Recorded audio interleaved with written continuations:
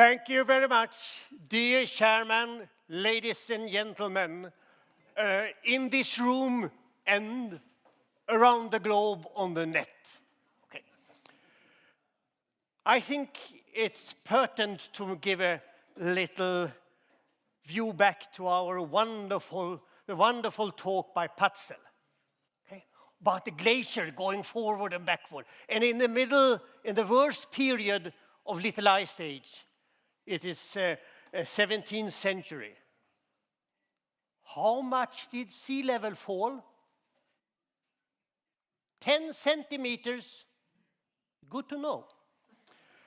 Okay, I will talk about the Kattegat Sea as a test area, because there are test areas on the globe about sea level changes. People talk, but reality is not in television, it's not on the newspaper.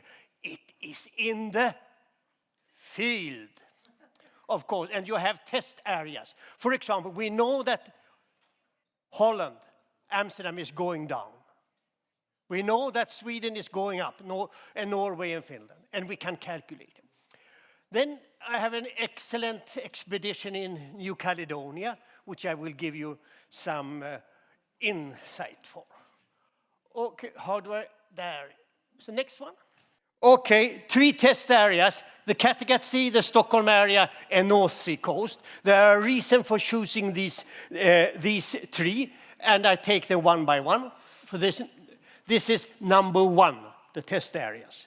Okay, we have the uplift cone and the subsidence trough.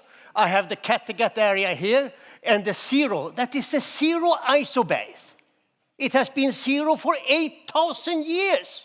So it's, of course, a wonderful place to go and say, what sea is doing today, it must be pretty close to the eustatic component of Northwest Europe.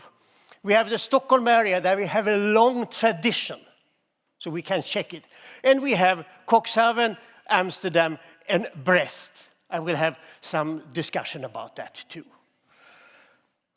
Okay, first of all, the Kattegat area, where we know the uplift, and this area is 0. Okay?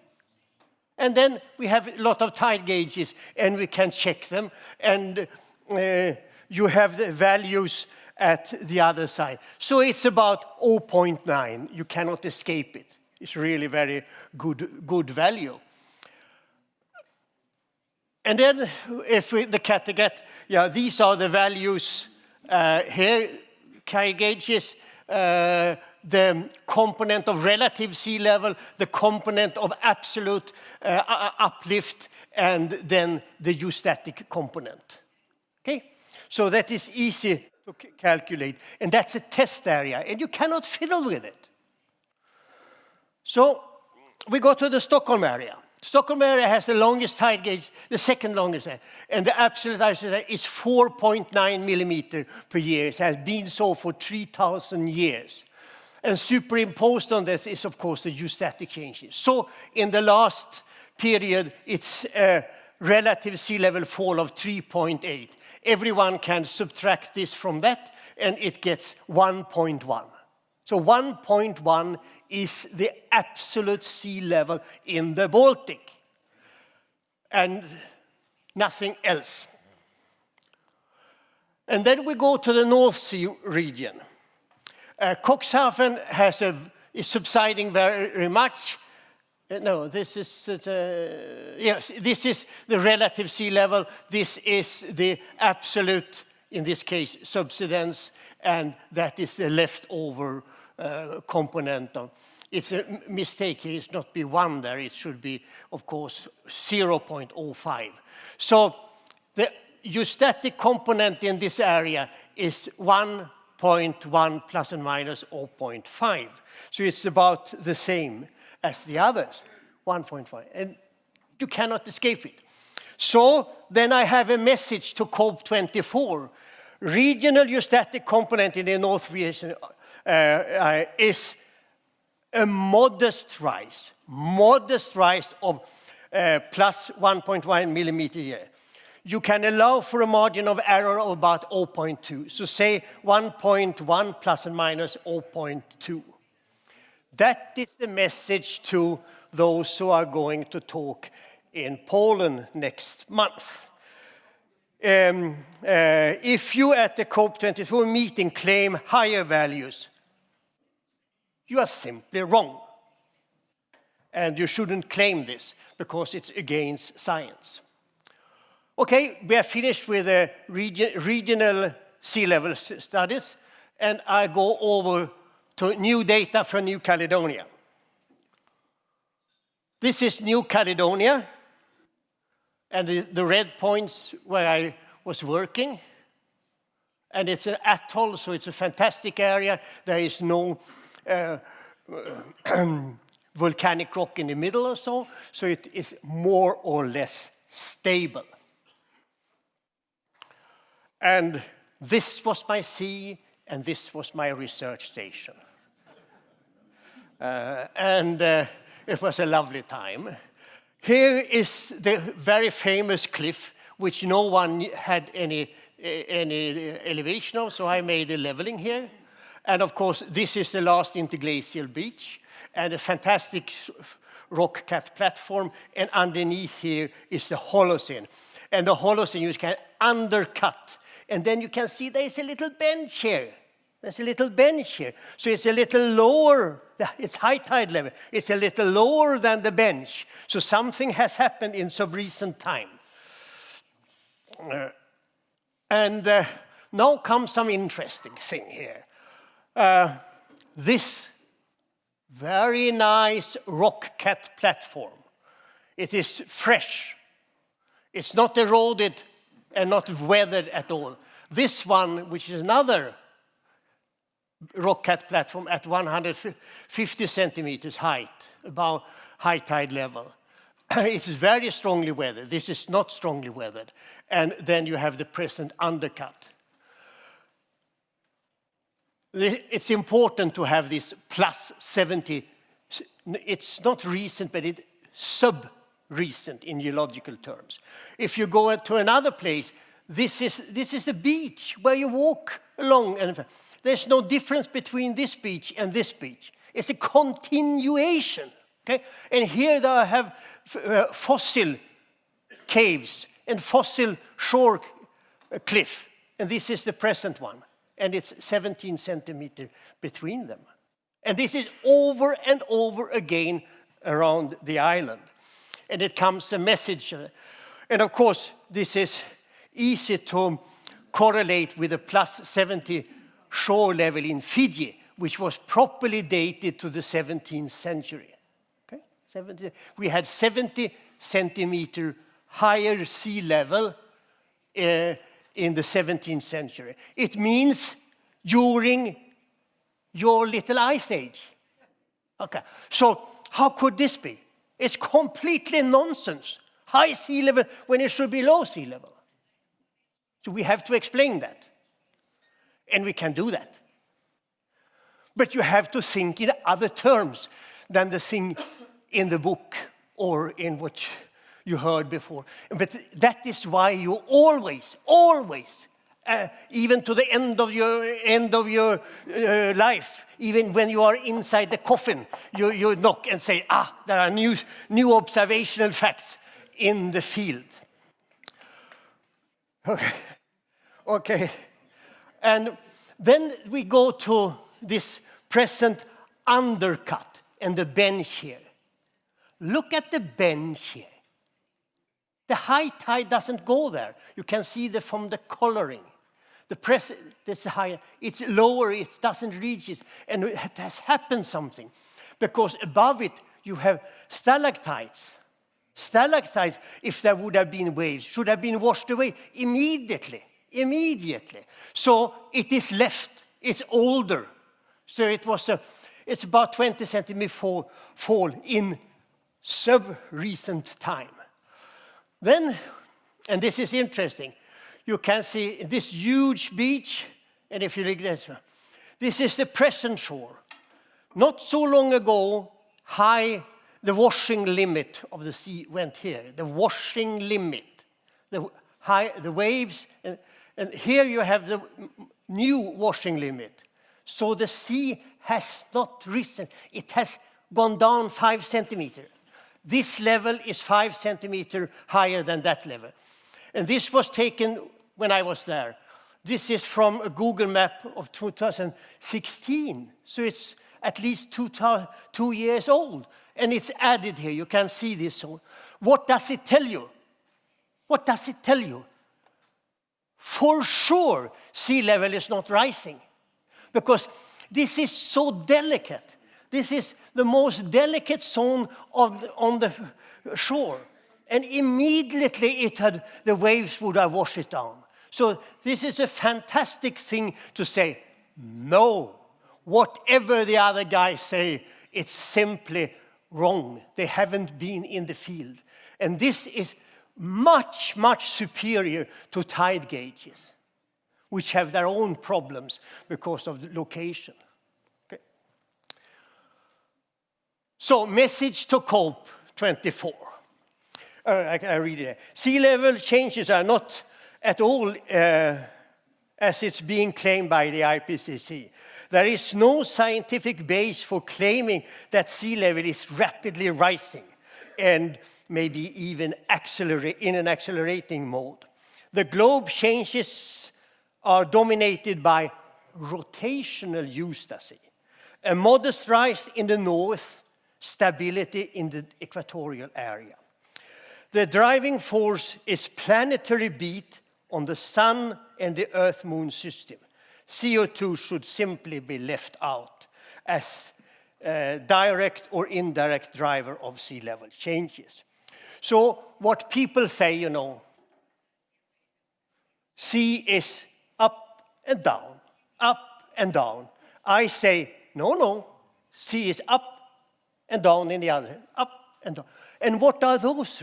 It is because Earth rotation and some sort of super lunar tidal cycles. So now we go into general global, well, I'm in time. Oh, it's not so bad. I'm talking fast, by the way. Glacial eustacy, a summary, is a dominance of rotational eustacy and lunar tidal super cycles, 60 years, and the grand solar maxima and minima, about 200 years or so. Driven by planetary beat on the sun and on the moon system. So, first of all, we have, I have to choose side. This has been presented before. The sea level changes in Bangladesh, Goa, Maldives, and Fiji Island. As you can see, there is a high level here in the 17th century. It's a low in the 18th century, high again. And then in all of them, there is a change in sub-recent time, 1950, 1960, 1970. So now we go here. You saw this one, the plus 70 beach. I just showed it. Of course, it goes in here. There's no doubt about it. You see the left, this left bench here. Where does this belong? It belongs here. And the bench itself, which needs a lot of energy. This is, of course, this period. Long period of cutting. And then it was left here. And there is beginning of a new bench here, 40 centimeters below. Because there's a high and low tide. And this change here, from the present washing limit to the past washing, it comes in here, right in the sub-region. But it proves that sea is not rising in the area. So that is quite nice. And again, you know, I have coined these things, but it needs to be added data. And that's why I left suddenly and went to New Caledonia. There has become a new diagram, which was very badly shown, but if I turned it upside down, it's much easier. It is so there's 709 atolls in the Pacific and the Indian Ocean. plus if they are, minus if they are decreasing in size, and plus if they are increasing in size. And you can see the vast majority is stable. If there would be a sea level rise, they would be decreasing. There's almost no rise in that. You can cut it off. And down here, increasing sea level would fall. And this goes to this diagram of mine, which is in Encyclopedia of Coastal Science. So of course, sea goes this way and it goes this way. In this way, there is no changes at all, which documents exactly what I've been saying. So going back to this, we have a moderate rise here. And Tom will talk more about this area. In all the Indian Ocean side, in all these sites, I have stability or no rise. And then, how could this be? You go back, there must be some sort of lunar tidal super cycles. Okay, we are here,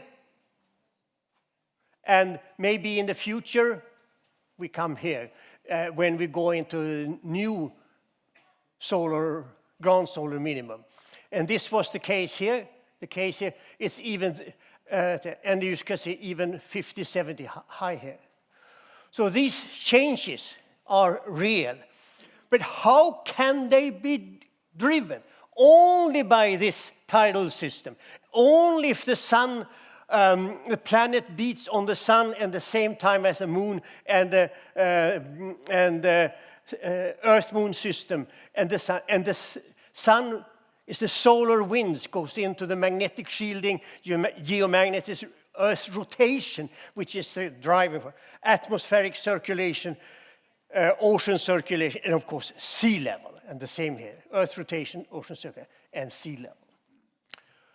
So this was what I read long ago, solar grand maxima. The rotation slows down, the Gulf Streams flush to the north. It gets warm here and high sea level. At the same time, sea level fall here. It is in the 18th century.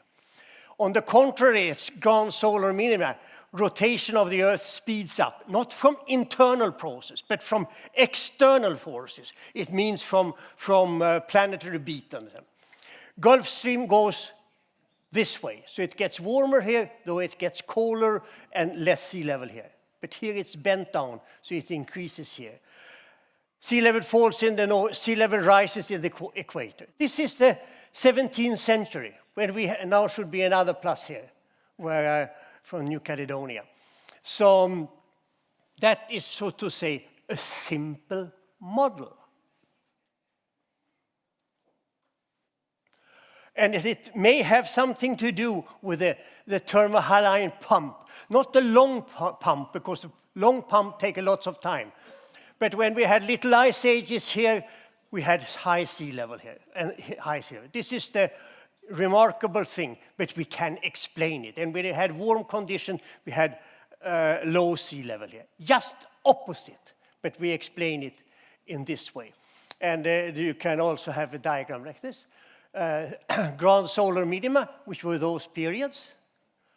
And we will have another one here, which one should go away there. So it is cold here, it's warmer here, and it's warm in this area.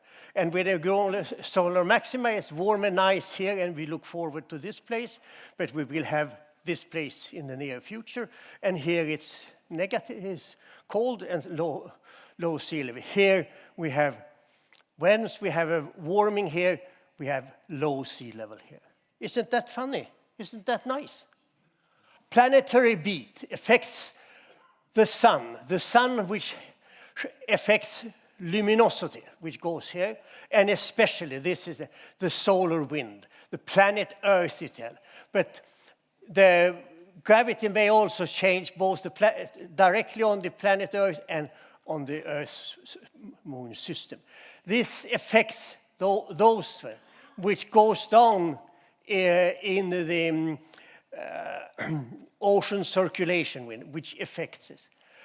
And for sure, we have sea level. We have it in ENSO, super ENSO. We have it no doubt in the 60-year cycle. And what I've been talking here is the ground solar cycle. We know this because the most important cycle in geomagnetism is the 60-year cycle.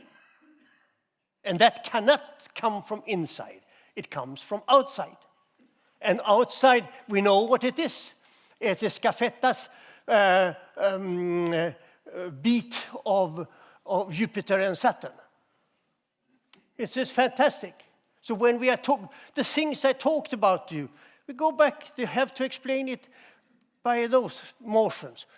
So I have this circulation, very important. The wind, of course, which is also driven by geomagnetism, as Busha showed long ago, with pressure and wind. The jet stream, that is Piers Corbin is talking very much about it. And the cloud formation, that's of course Svensmark. And then the direct luminosity. I don't think one should say 1, 2, 3, 4. It's of course all of them working together. Most people love to have one factor, and especially for their own factor. I have this factor, but I'm surely saying that all these factors work. But in sea level, this is the dominant factor. And the dominant factor is important. And it was important that it was dominant for the last 500 years. And so it is. But for those which meeting in Poland soon, they don't understand anything of that. Ocean oscillations, these oscillations. The previous figures illustrate the generation of oscillation. Pressure, gravity, and rotation, ocean circulation. The 60-year cycle and ground solar changes in shielding provide firm evidence of the simultaneous interaction of solar wind with the Earth's magnetosphere. Ground solar cycle also generate lunar tidal supercycles, changing the thermohaline pump, which is important, I think. But this is the system which operates. There is no place for CO2. We should have a big garbage pan somewhere where we put CO2. But it's nice for the flowers. Message to COP24. Watch out, much of what you are claiming falls well outside the frames of realistic sea level changes in the pink field of nonsense. Here. Do you see frames? We must work as scientists within frames. We have the frames of physical laws. It takes time to melt ice. Okay? You cannot say that ice melts within minutes or so. Patzel showed that 10,000 years ago we had temperature as today. And in our region in Scandinavia, 9,500, the present values was reached. Still, and sea level was 20 meters below. It took 5,000 years till sea level was at the present. That gives you an impression of the time of ice melting. At the previous year's Nobel Prize dinner, they had beautiful ice cones on the table. Okay? And they didn't melt in 6 hours, despite the heat, transpiration, and alcoholic thing. So that's remarkable. So the person who decorated the table, he or she knew the physical law of ice melting. But these idiots which are writing papers about sea will rise within a few weeks, or especially it will by 2,100 be meters. That's absolutely nonsense. So it's left out. And the other, accumulated knowledge. Back again. Back again, thank you. Okay, back again. No way I would want to back. Could you go back one? I have 8 minutes left, you see. Could you go back one? No, back. Yeah. No. How can I do it on the things? No, I cannot do it. Yeah. Okay, fine. Accumulated knowledge. Yeah, I have presented to you accumulated knowledge, rotational use, as you said. We have always to expand this. And then observational fact. Yeah, we have always to go out in the field to get better and better data. And then, of course, ethical principles. God, ethical principles. You know. Wow. There are things you can say and there are things you shouldn't say. But those people here, which I address, they are in the pink field of nonsense. Okay, that was it. And then now I'm ready. Finished. Many thanks for listening, dear sisters and brothers of climate realism. Thank you.